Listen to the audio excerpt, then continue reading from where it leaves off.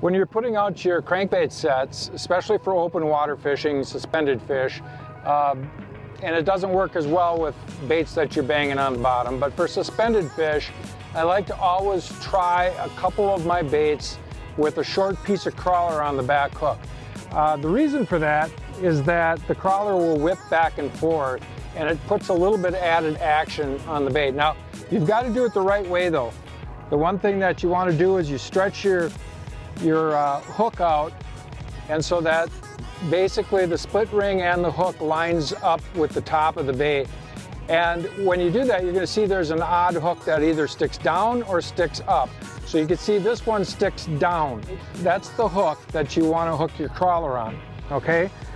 Then you basically will just hook the crawler real close to the end, only about 1/8 of an inch. So it's like this.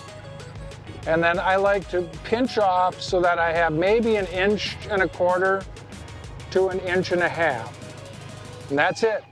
Okay, it doesn't look like much, but when this goes in the water, that tail whipping action will be real enticing to the fish. Now, it doesn't work all the time, and sometimes they just want a regular crankbait more. Other times they want the crankbaits with the crawler on.